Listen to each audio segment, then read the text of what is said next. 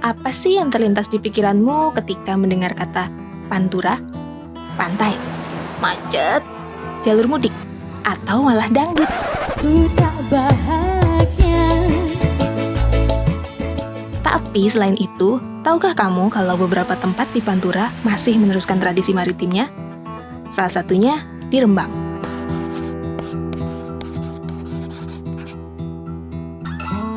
Di Rembang masih ada pembuatan garam, penangkapan ikan, dan yang satu ini pasti jarang kamu dengar.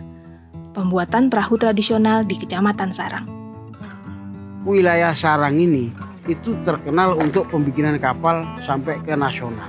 Ups, maaf Pak. Beliau adalah Pak Sodikin, seorang tokoh yang masih menjalankan bengkel pembuatan perahu tradisional di Rembang. Nama saya Haji Sodikin, alamat Desa Karangmangu, Kecamatan Sarang, Kabupaten Rembang. Pekerjaan saya wira swasta, yaitu pembikin perahu dan penggergajian kayu. Rembang sendiri adalah kabupaten yang terletak di pesisir utara Pulau Jawa, tepatnya di antara Pati dan Tuban, atau sekitar 130 km di sebelah timur kota Semarang. Hingga saat ini, di Rembang masih banyak bengkel-bengkel pembuatan perahu yang dijalankan secara tradisional, salah satunya yang dikelola oleh Pak Sodikin.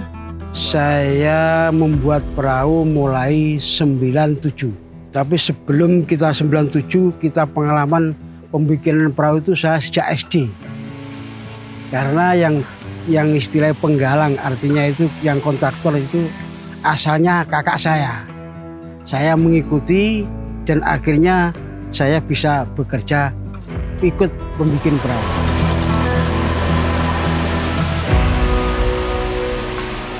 Belajar dari pengalaman. Jadi tidak belajar guru tapi saya belajar dari penglihatan pembikinan perahu. Pak Sodikin membuat 2 jenis perahu yang bahan bakunya diambil dari pohon yang tumbuh di hutan Rembang. Sementara ini yang saya bikin perahu tradisional dan kapal mesin duduk.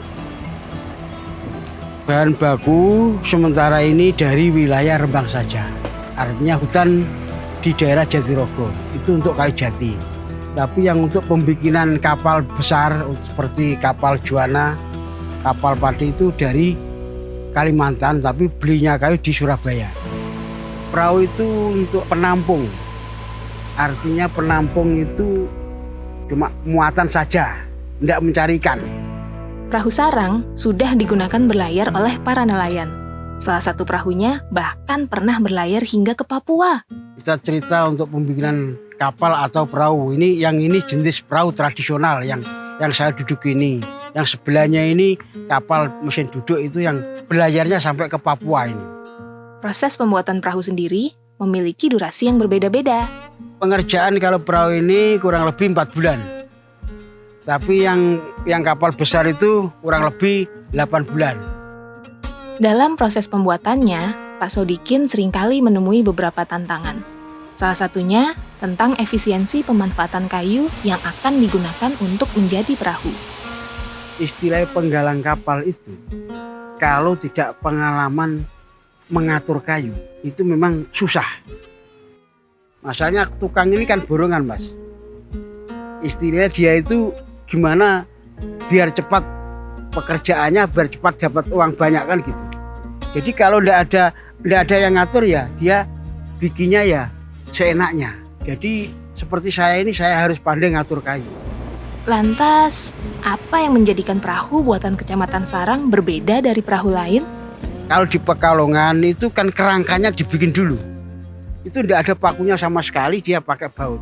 Pakunya ini paling enggak ini 10 cm sudah ada paku, Jadi kekuatannya sudah beda jauh. Tidak pakai paku sama pakai paku. Kekuatan kapal ini, perahu yang saya duduk ini, kurang lebih sampai 30 tahun. Menghadapi perubahan dan permintaan pasar, perahu Sarang juga terus menyesuaikan diri. Perahu ini yang saya duduk ini kan tradisional, tapi dia sudah pakai mesin. Jadi bentuknya ini kan, bentuk kapal ini saya belum lahir. Cuma dulu pakai layar, kan tidak ada mesin. Sampai sekarang sudah semua pakai mesin semua. Jadi kalau alatnya sudah modern, cuma bentuk kapalnya yang tradisional. Bahkan saat ini, Pak Sodikin sudah membuat kapal yang dilengkapi freezer. Kapal sarang ini kan asalnya tradisional. Sekarang ini baru marak-maraknya kapal sarang itu bikin freezer. Karena pakai freezer itu kan istilahnya kan harga ikan kan sudah 2 kali lipat. Jadi ikan dari laut segar sampai sini datangnya juga segar karena langsung masuk freezer tadi. Perahu-perahu buatan Kecamatan Sarang jadi salah satu bukti keberlanjutan tradisi maritim di Rembang. Oleh karena itu, untuk meneruskan tradisi ini, Pak Sodikin juga melibatkan putranya dalam proses pembuatan perahu. Saya itu kan di galangan kan cuma kontrol saja. Ya nanti kita yang meneruskan ya anak saya. Sementara anak saya ini yang ngurus di Somel di Bungur Gajian, saya ngurus di perusahaan kapal. Tentunya, kita semua juga berharap agar tradisi ini dapat terus berlanjut.